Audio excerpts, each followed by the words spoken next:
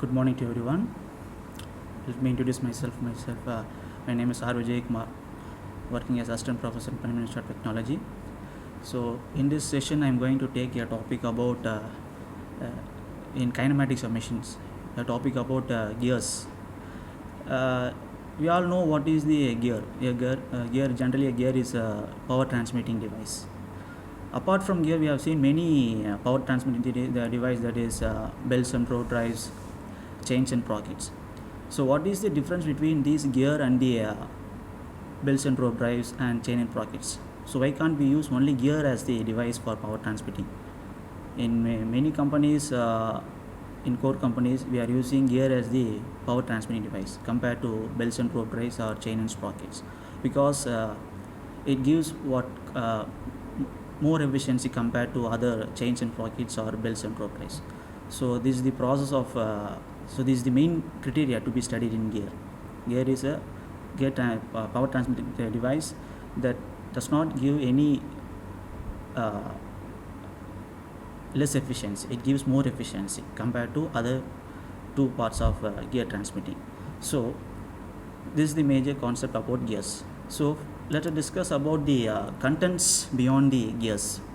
So what is the contents beyond the gear is power transmission and gear and the types of gears. Of course, we have seen many types of gears. So we're going to study about our types of gears and the major criteria to be studied in this nomenclature of gears. Nomenclature is nothing but the features that is going to be how the gear has been manufactured. I mean the heart of the gear, that can be called as the nomenclature of the gear. So what is the gear? So I already told you it's a power transmit device.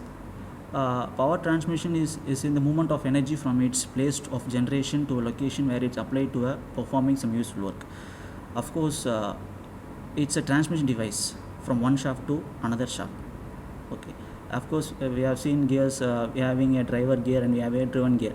So we are giving power to the driver. Simultaneously, the driven is engaged to the driver.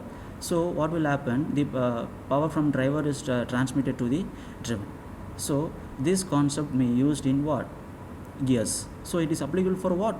All the gears. So a gear is a component within a transmission device that transmit rotational forces to another gears or a device. So just now I told you that it is a power transmit device from driver to driven.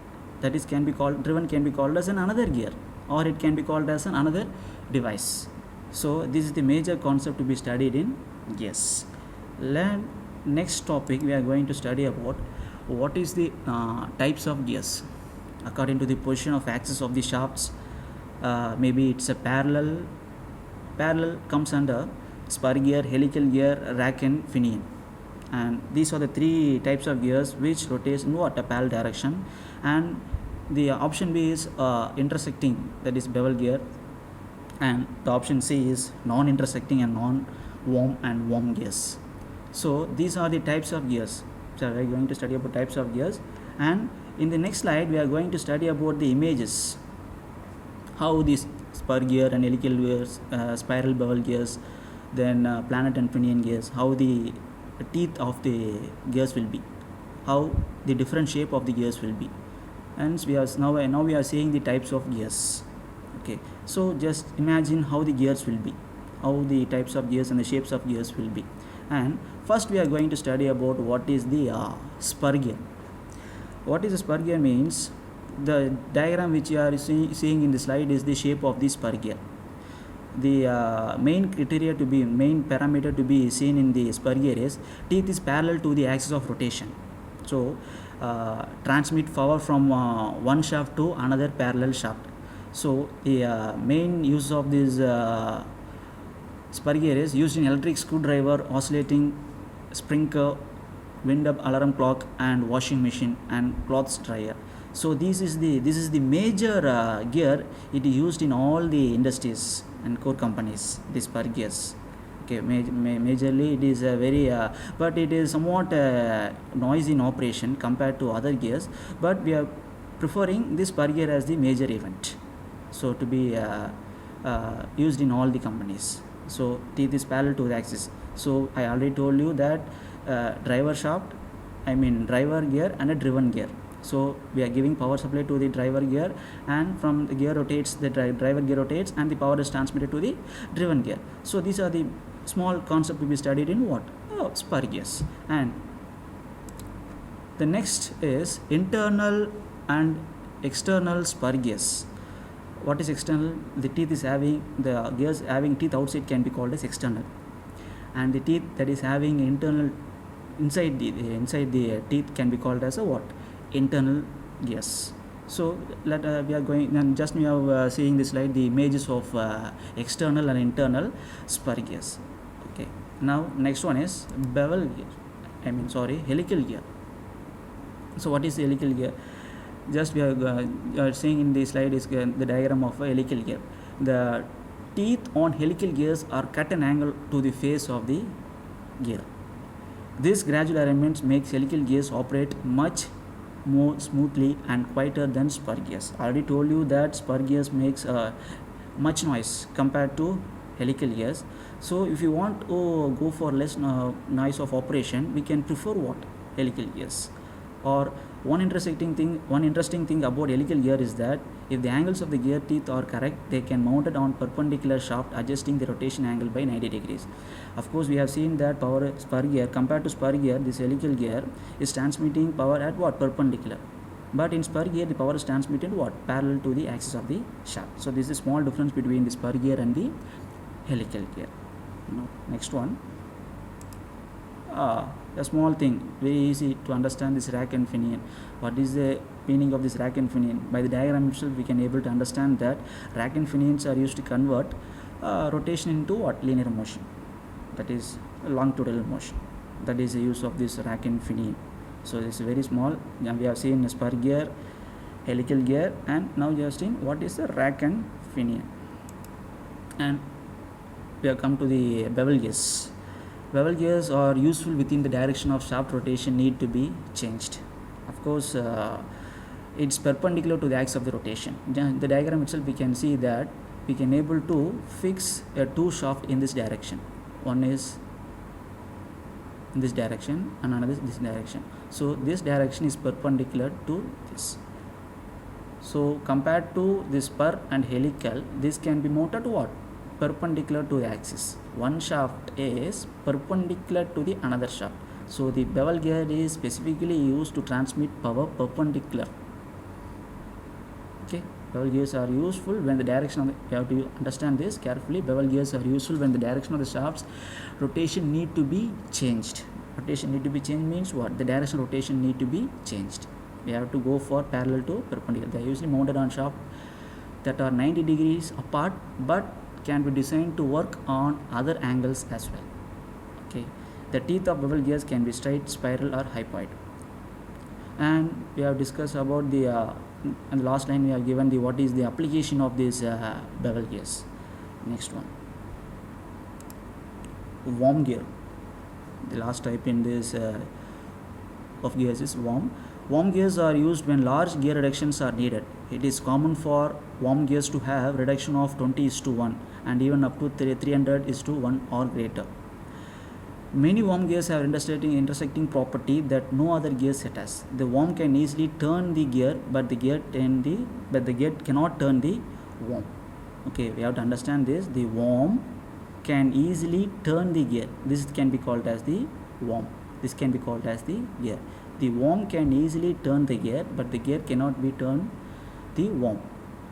And the last line, given the what are the applications where it has been used. Generally, the applications of worm and worm gear.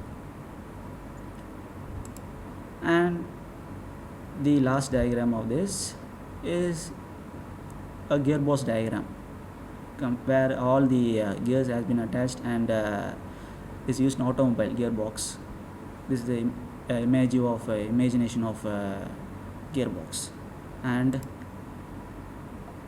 the last topic in this gear is nomenclature of spur gears. And we are having too many parameters to be studied in this. Actually, this diagram can be called as spur gear teeth.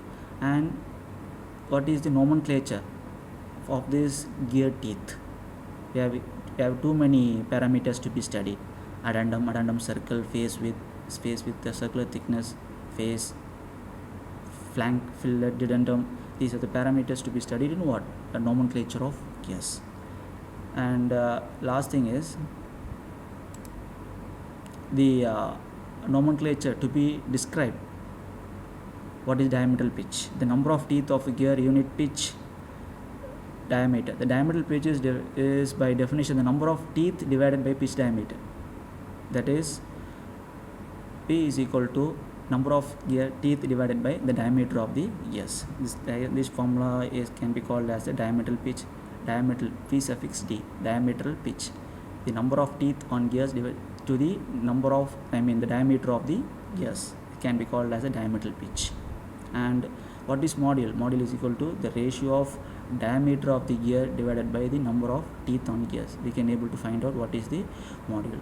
Now we have seen what is the addendum circle, addendum, and what is dedendum circle. Now what is addendum circle? Before studying addendum circle, we have to see what is the pitch circle. Before, we can't able to understand what is addendum circle, what is addendum, what is dedendum circle, what is dedendum. We have to understand what is pitch circle. That is the foremost important thing, basic thing to be studied in Gear 2 terminology.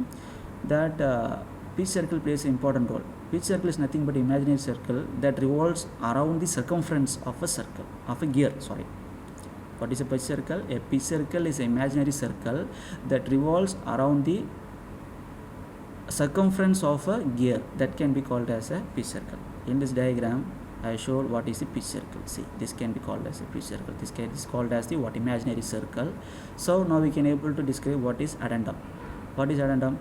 The distance between the pitch circle to the topmost part of the circle. This can be line can be called as this. This is also an imaginary line, but is not drawn in this diagram. Here we can this can be called as the topmost part of the gear teeth. Okay, this can be called as pitch circle line. So the distance between the pitch circle to the topmost part of the gear can be called as a addendum. Simultaneously, what is dedendum? The distance between the pitch circle to the bottommost part of the teeth. This can be called as imaginary. This is also imaginary, but repeatedly I am telling that the line is not drawn in this gear. So distance between the pitch circle to the bottommost part of the gear can be called as a dedendum. Of course, I am telling here. We can see over this. This can be called a pitch circle line. Pitch circle to the, this can be called as a dedendum. Okay. And what is addendum circle? I told you just now, the pitch circle to the topmost part of the line. This line can be called as a line? Addendum circle. So that's what they have marked an arrow mark and named it as addendum circle. Simultaneously, we can call it as, which is dedendum circle. We can able to get over here. The tooth which can able to join to over here, that has not shown in the diagram, we can able to call it as a dedendum circle. And this can be called as a face width. The width of the face can be called as a the length of the gears. And this can be called as a distance between the one teeth and predominant other teeth can be called as a space width. And what is the clearance? What is the clearance? When the two gear teeth are engaged together, this can be called as, for example, we can call it as a driver teeth. This can be called as a driven teeth. When two gear teeth are engaged together, after engaged, the distance, the tip distance between these two gear teeth can be called as a clearance. Okay. And what is the root circle means? The distance between the two circle, I am having a bottom line of the circle. This can be called as a root circle. So these are the basic nomenclature to be studied in of spur gears. Okay. What is space?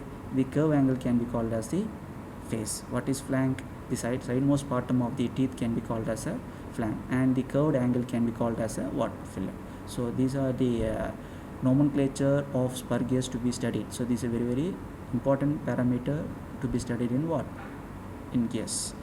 I hope that you understood the small topic of gears. I think it's a very useful to be understand, and it is very interesting to understand.